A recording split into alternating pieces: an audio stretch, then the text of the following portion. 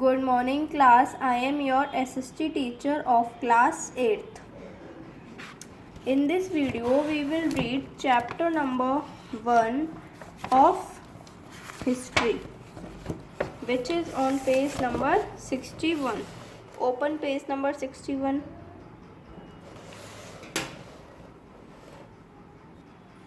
Chapter 1, which is the modern period. In this video we will read this whole chapter.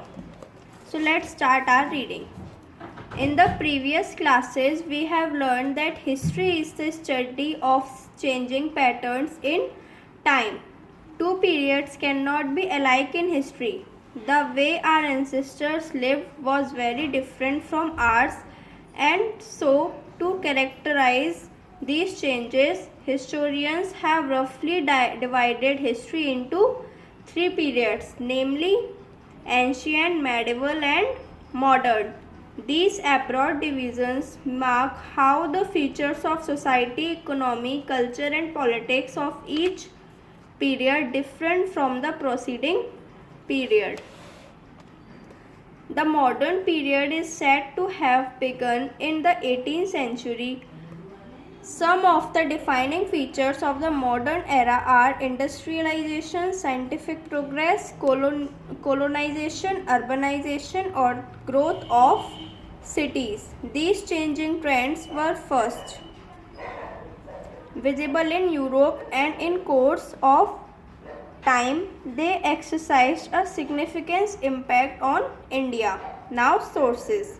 As compared with the ancient period and medieval periods of history of India, there is a treasure house of sources for the modern period.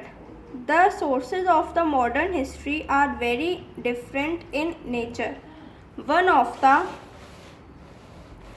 primarily ever different in nature. One of the primary reasons is that the invention of the printing press opened the doors of the printed source. In the ancient period, remains of old buildings, manuscripts on barks of the birch trees, seals and edicts on the pillars, etc. serve as sources. The languages used were Sanskrit, Pali and Prakrit. During the medieval period, several monuments and forts were built, which provide useful information of the period. The rulers themselves wrote some historical accounts. Foreign travelers who now come to the next page. Page number 62. Visited India during the period also described their accounts. Languages primarily used were Arabic, Persian and Turkish. Important sources of modern history are as under. First, autobiographics. Second, biographics. Third, government gazettes. Fourth, Wikipedias, okay, whatever.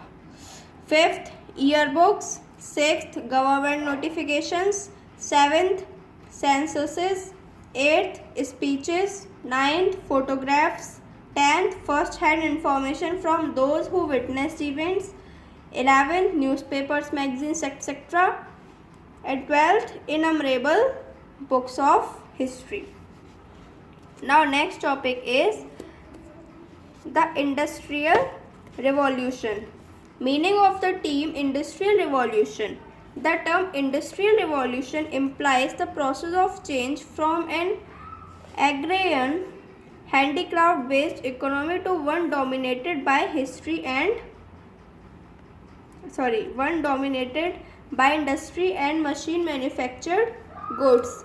The process began in England in the 18th century and gradually spread to the other parts of the world. It led to the growth of trade, improvement in transport system, discovery of new continents and emergence of the middle classes. The industry needed huge capital. New industrial cities came up. Why did the Industrial Revolution begin in England? England in the 18th century was in an advantageous position to start and sustain as industrial revolution. First, England had an abundant supply of natural resources, especially coal and iron, needed for industrialization. Second, England has had a stable government which encouraged trade and commerce. Thus, the traders and merchants were given the liberty to trade as they liked. Third, the British government, with its strong money, embarked on a policy of geographical expansion. This led to rapid colonization, which helped England to get cheap raw materials from the countries she colonized. The colonies also served as markets where the English could dump their finished products for sale. Now, invention of machines. The textile industry was the first to be merchandised. People like James Mark Sieves, Richard Arkwright, Samuel Crompton, Edmund Cartwright, and Ellie Whitney invented new machines like the spinning jenny, power loom, water frame, spinning mule, and cotton loom that increased cloth production. The steam engine of James Watt and George Stephenson helped in the movement of goods from one place to the another. Machines began to slowly used for increased agricultural production too. The Industrial Revolution is looked upon as an important, come to the next page, important landmark in the history of the world because in course of time it affected all major spheres of protection and brought sweeping in other continents too. Some of these changes are discussed below. Spread of Industrial Revolution. Britain was the first country to have reaped the gains of the invention of machines. Several factors contributed to industrial development. The country had the required capital to finance bigger enterprises. It had supremacy on the seas. In due course, it had the colonies for the supply of raw materials and sale of manufactured goods. It had iron and coal reserves. It also used a developed shipping industry. In 1720, England used about 4,000 bales of cotton in her factories. By middle of 19th century, this figure had risen to over a million bales. In 1701, English imports and exports mounted to about $60.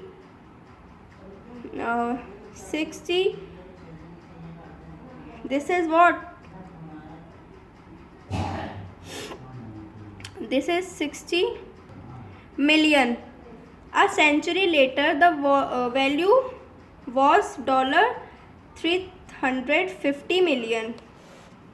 England was producing much more than what could be consumed in immediate neighborhood.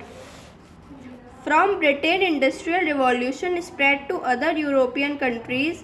Industrialization gave birth to capitalism and imperialism. As a result of the Industrial Revolution, goods came to be produced on a large scale in European countries. This led to the search for new markets. The new markets could be found in African and Asian countries. In the beginning, European nations were interested in promoting their trade. However, when they saw the unstable political situation in these countries, they began to take interest in their political affairs. Gradually, they established several colonies, and because the rulers of most African and Asian countries, trade unionism and socialism with Increasing industrialization, the exploitation of workers also gained significant proportions. But from the 19th century onwards, workers began to organize themselves into unions to protect their interests. These unions demanded more wages, shorter working hours, and better working conditions. They got support from people like Karl Marx and Friedrich Engels, who jointly wrote the Communist Manifesto. Their writings established the doctrine of socialism, a social system in which all resources and profits would be the collective property of the society and would be shared equally by all. The ideas of these thinkers were put into practice. Lenin, who led a revolution in Russia in 1917. This resulted in the overthrow of the Tsars, here T. Stalin, and the establishment of a socialist system in Russia. The American and French Revolutions. The American Revolution.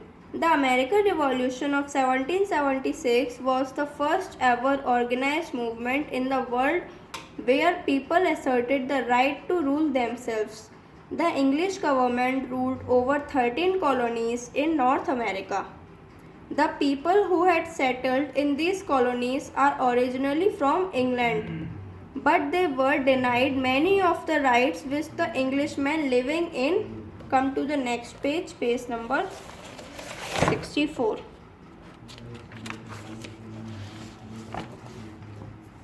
England enjoyed. They were subject to higher taxes and many restrictions on trade and administration were imposed. This caused the colonies to revolt and there were many uprisings. The people living in these colonies began to consider themselves as an American nation which should be independent of England.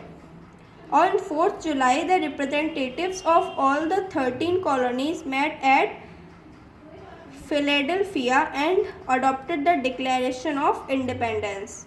This assertion of independence by the colonies started the American Revolution or the War of American Independence. The colonies led by George Washington were victorious and called themselves the United States of America, USA. The Constitution was framed and an integral part of this Constitution was the Bill of Rights, which guaranteed to the American citizens the right to freedom of speech, religion and justice. India in the 18th century. Thus we see that the world witnessed major movements and upheavals in the course of the 18th and 19th century. The Industrial Revolution led to the spread of imperialism, which in turn strengthened the idea of nationalism. India too did not remain isolated from these changes. An atmosphere of chaos and anarchy prevailed in India during the 18th century. The Mughal Empire had disintegrated, giving rise to many small kingdoms which constantly fought against each other. The disunity proved to be of great advantage to the European trading companies, leading to the colonization of India. Thus, India experiences the evils of imperialism.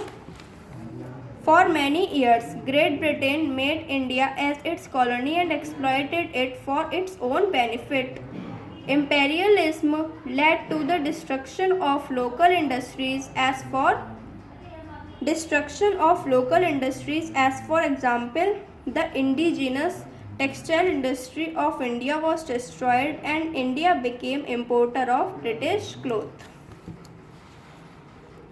Agriculture too was organized to suit the requirements of Britain, as only cash crops were encouraged to be grown. The lot of peasants became miserable. Besides, India had to bear a high demand of revenue and other taxes for the benefit of its colonial master. However, Western ideas of enlightenment and nationalism inspired the Indian people to stand against imperial domination. After a long struggle, India became independent in 1947. Now you have to read this. Let's wrap up.